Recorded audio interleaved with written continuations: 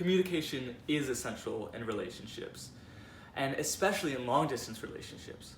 Thankfully, there's actually multiple methods of trying to be able to get closer to your significant other, even when there's distance in between you.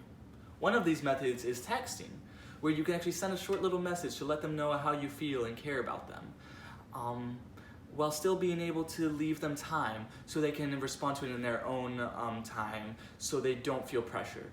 However, because of text message being word-based only, there leaves room for misinterpretation. That's where actually phone calls can help a little better, because it's more, you can hear the different inflections of their voice and then be able to have more constant feedback back and forth without having to wait for them to type.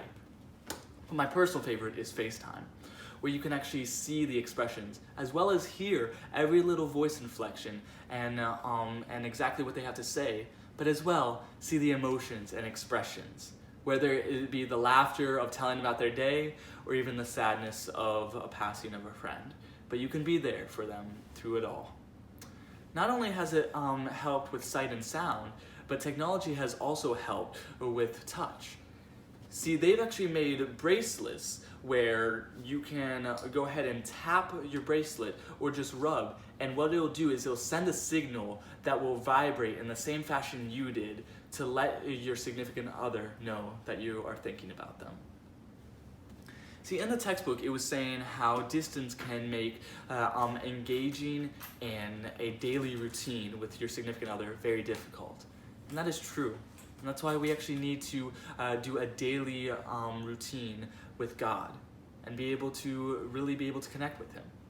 In the Bible, in 1 Chronicles 16:23-24, it says, "Sing unto the Lord, all the earth.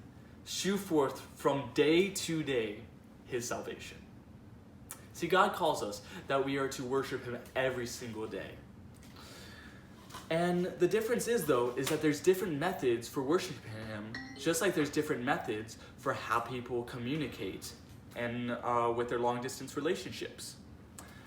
One best way to describe this is through the 9 sacred pathways, where there's actually 9 different ways that worshiping with God can help you the most. One of them would be for intellectuals who really feel close to God when they study the Word deeply and critically think.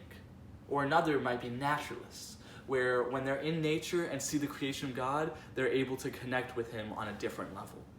Or even enthusiasts who through celebration and passion, they fully can express their love for God.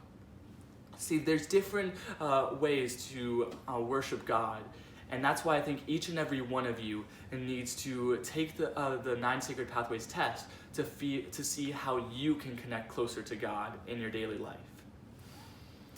So now we will hear from Andrew about unrealistic expectations.